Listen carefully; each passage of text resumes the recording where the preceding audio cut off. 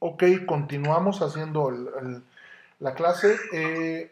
Ok, la otra opción es el comprobante de inversiones o cuentas bancarias con un saldo promedio mensual de 300 días de salario mínimo vigente en el Distrito Federal durante los últimos 3 meses.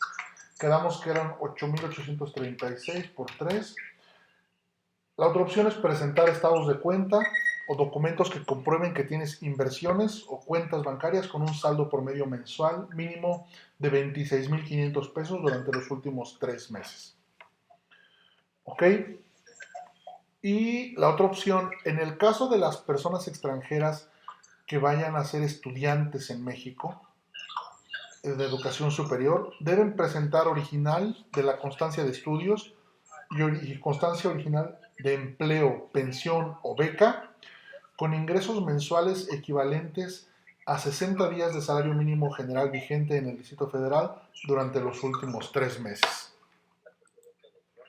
60 por 88.36 son 5.300 pesos. Es decir, en el caso de los estudiantes que soliciten una visa para venir a México, deben comprobar que tienen ingresos o una beca por más de 5.300 pesos al mes. En este caso pueden cumplirlo con los ingresos de sus padres, porque muchas veces los estudiantes no trabajan, ¿no? Ok, luego, la tercera opción para acreditar la solvencia económica es una invitación de una organización pública o privada mexicana. Es una carta responsiva de una organización que puede ser una empresa, una asociación civil, alguna oficina de gobierno, que invite a la persona extranjera a participar en algún evento o actividad no remunerado. La carta debe incluir el nombre completo del solicitante, su nacionalidad, denominación o razón social de la organización, número de registro oficial según corresponda, por ejemplo el RFC, el objeto de la organización o institución privada, el domicilio completo y datos de contacto de la organización o institución, información sobre la actividad que realizará o el proyecto en el que estará involucrada la persona extranjera. La persona extranjera, su actividad debe estar relacionada con los fines de la organización que la invita, la duración estimada o fecha aproximada de terminación de la actividad que realizará, y finalmente, algo muy importante, el compromiso de hacerse cargo de la manutención de la persona extranjera durante su estancia en México y de retorno a su país de origen o de residencia. Y finalmente, una copia de la identificación oficial con firma y fotografía de la persona que firme la carta responsiva. Ok, entonces quedamos que tienes tres maneras para comprobar tu solvencia económica, ¿no?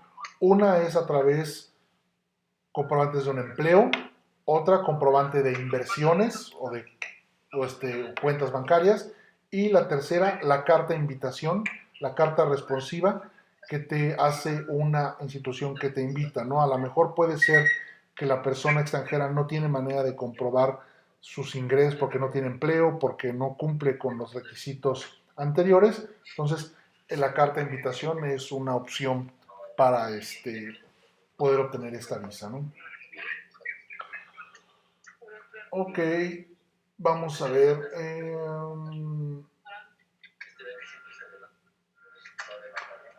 Es algo interesante. Bueno, en el caso de las cartas de invitaciones, la organización o institución que invita debe presentar original y copia del comprobante de inversiones o cuentas bancarias con un saldo promedio mensual equivalente a 1.000 días de salario mínimo vigente para el Distrito Federal durante los últimos 12 meses.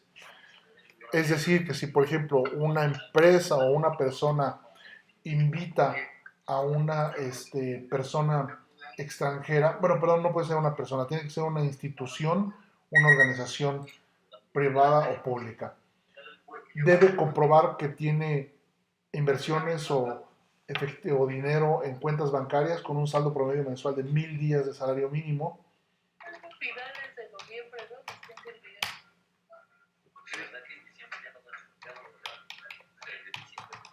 Que vienen siendo 88.360 pesos mensuales. Las instituciones públicas e instituciones privadas pertenecientes al sistema educativo nacional no requieren acreditar solvencia económica. Ok, Los documentos con los que la persona extranjera acredite que cuente con la experiencia, capacidad, habilidades o conocimientos necesarios para desarrollar la actividad para la cual es invitado, en original y copia. Es decir, por ejemplo, eso pasa muchas veces con los técnicos, ¿no? Un técnico de una empresa extranjera que vendió maquinaria o equipo a una empresa mexicana. La empresa mexicana necesita que esta persona venga al país a instalar la maquinaria, pero a lo mejor esta persona, este técnico extranjero, pues no cumple con los requisitos anteriores, se le tiene que hacer esta carta, pero también la persona, el técnico, debe demostrar que tiene la capacitación, la formación para realizar estas labores, ¿no?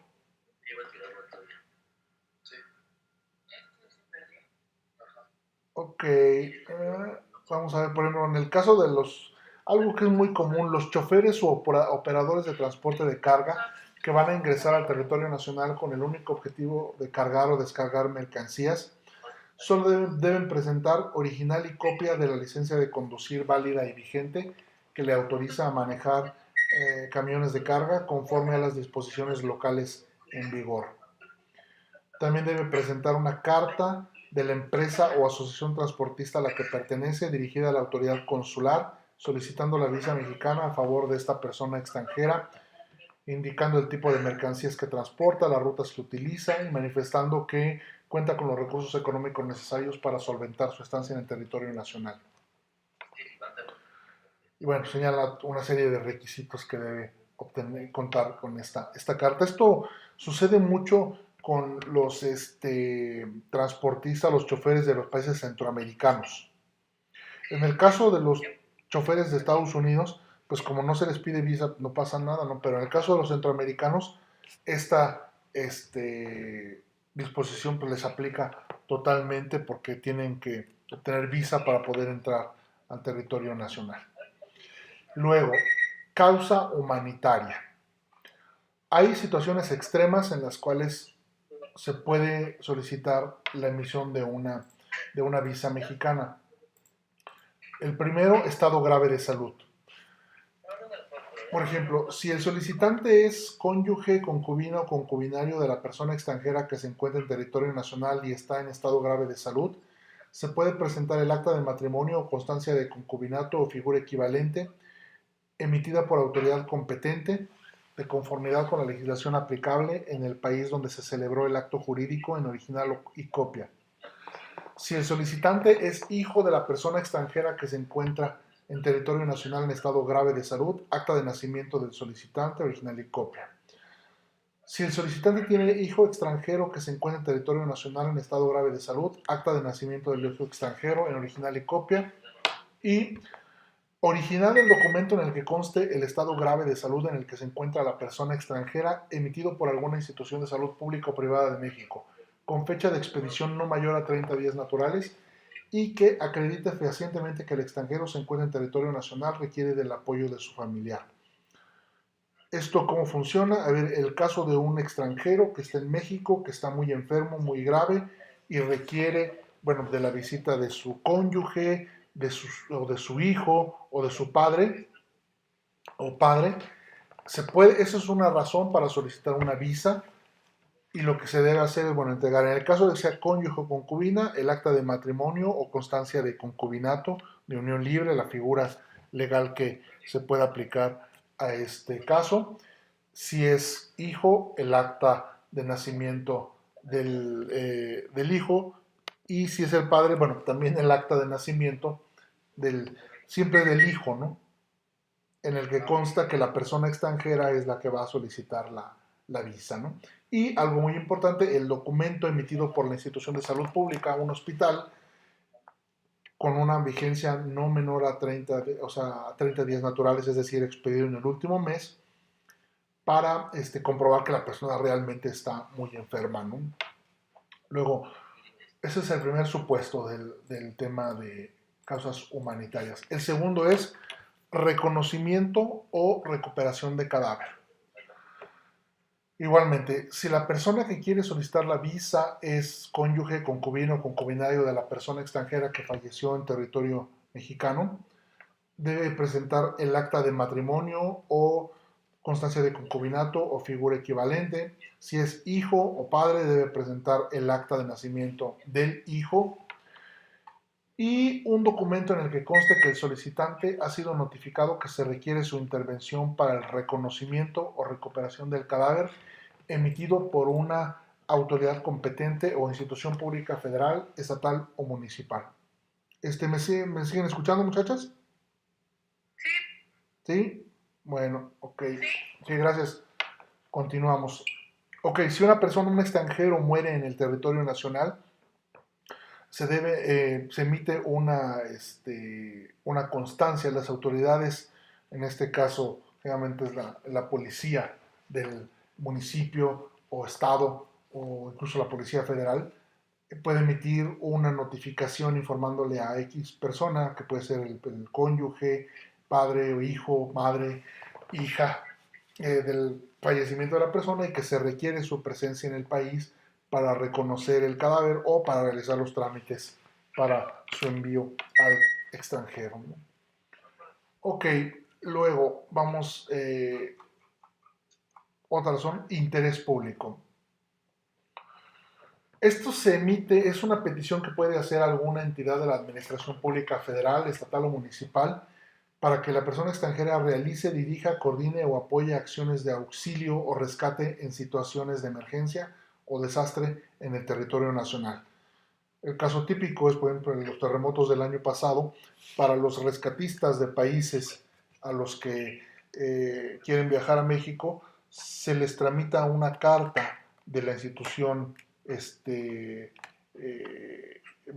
gobierno, por ejemplo, de la Ciudad de México o de alguno de los estados afectados, para que esas personas puedan tramitar su visa. Ok, también puede ser, por ejemplo, para el problema, a ver, bueno, se le fue la señal a quién andaba ahí.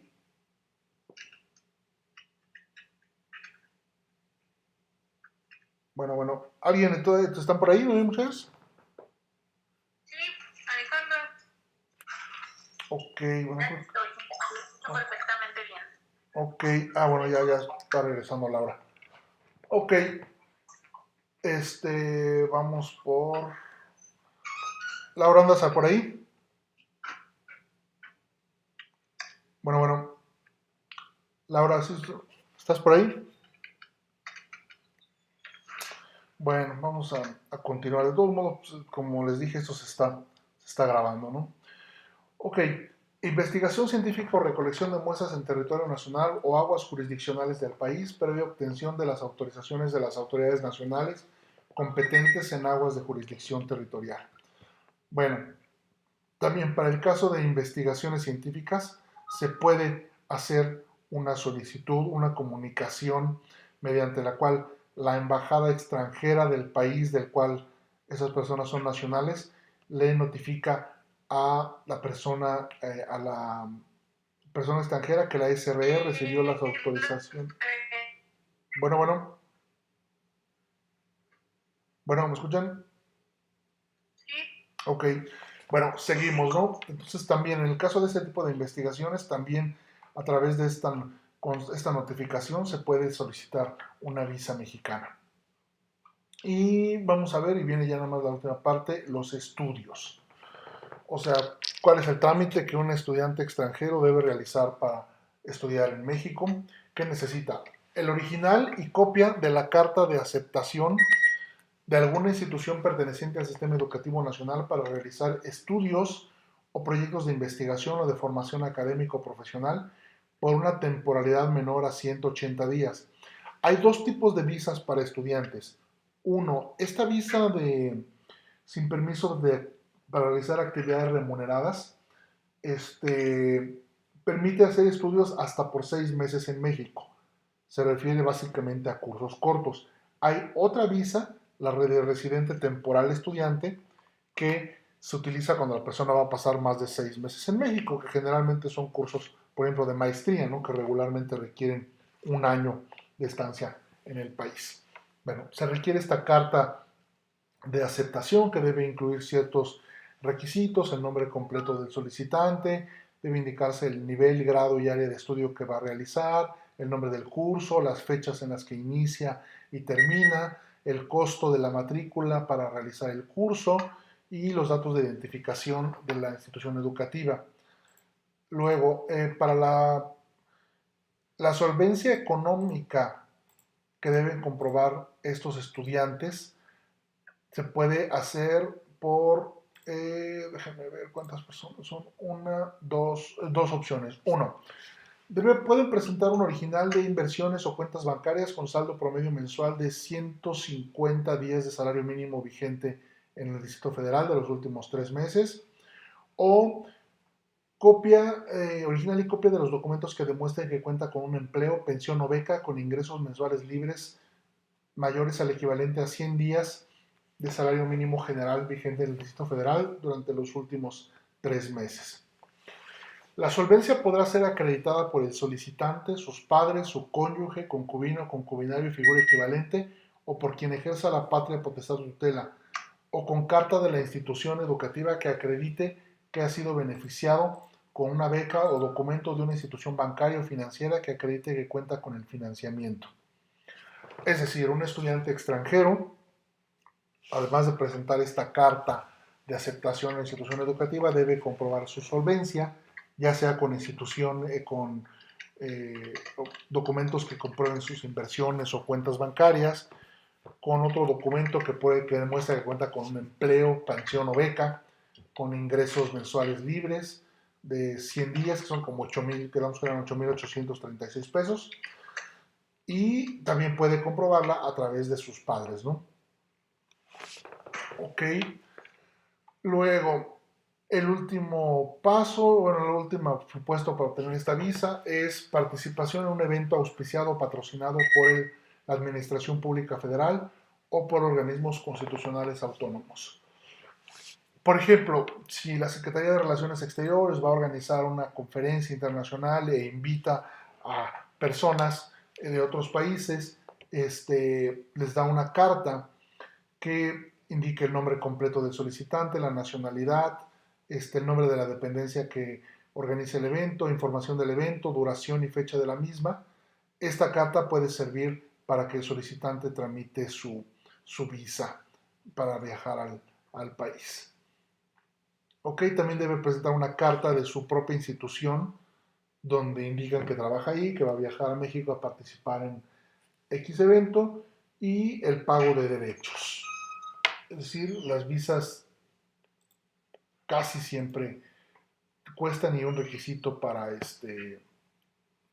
obtener la visa pues es obviamente pagarla. En el caso de las visas mexicanas solo antes solo se pagaban las visas cuando se emitían, ahora se tiene que pagar la solicitud, aunque la persona no obtenga la visa. De todos modos se tiene que pagar. ¿Ok? ¿Sí me van siguiendo? ¿Siguen ahí, muchachas? Sí. ¿Sí? Bueno, ahí seguimos. ¿Está alguien aquí? Aquí seguimos. Ok. Ok, luego vienen otras disposiciones, sobre todo el caso de los menores de edad. Recuerden que debe estar, los dos padres deben dar su autorización y debe ser a través de un documento notariado, no puede ser una carta simple, o bien debe estar firmada por los dos padres, ¿no? Ok.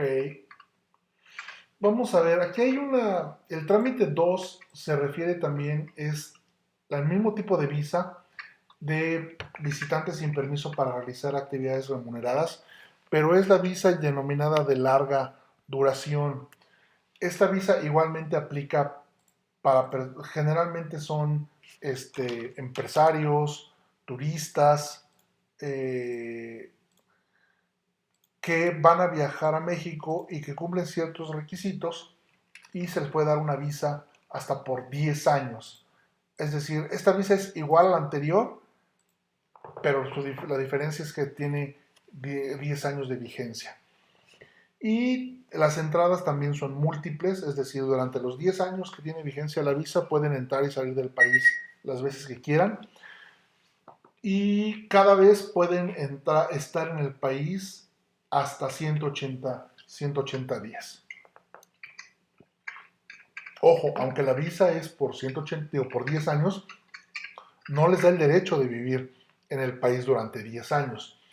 Cada vez que entran al país debe ser una estancia máxima de 6 meses. Ok, los requisitos son básicamente los mismos que para la visa anterior, la de actividades remuneradas, que es de 6 meses, pero los requisitos de solvencia económica son mayores. Por ejemplo, para el caso de inversiones, deben comprobar que tienen tienen eso, ¿no? Que pueden tener inversiones por 300, con un saldo mínimo, inversiones o saldos de cuentas bancarias o por lo menos 300 días de salario mínimo general vigente en el DF y también 100 días de salario mínimo como ingresos en caso de un empleo o pensión. También deben tener, otra manera de obtener esta visa es la categoría de viajero frecuente. ¿Qué es un viajero frecuente? Es aquella persona que ha viajado, que tiene 3 visas vigentes o que en los últimos o que ha viajado a 3 países que no son vecinos de su país de residencia. ¿Ok? Entonces, una persona que demuestra que tiene visas de otros 3 países o sellos de control migratorio, es decir, que ha viajado a otros 3 países, siempre y cuando sean países que no son vecinos territoriales, ¿no? Si, por ejemplo, se tratara de una persona, vamos a poner el caso, que es alguien que se le pida visa, digo, es que me choca estar usando el ejemplo de China todo el tiempo, pero bueno, creo que es el más común. El caso de por ejemplo, el caso de una persona rusa que solicita esta visa y demuestra que en los últimos 3 meses viajó a Reino Unido, a Japón y a Turquía, es decir, países que no son vecinos de Rusia, que no tienen frontera con Rusia, pueden calificar como viajeros frecuentes y cumplir el requisito para obtener esta visa. La otra opción, a ver, voy a detener otra vez el video que está grabando.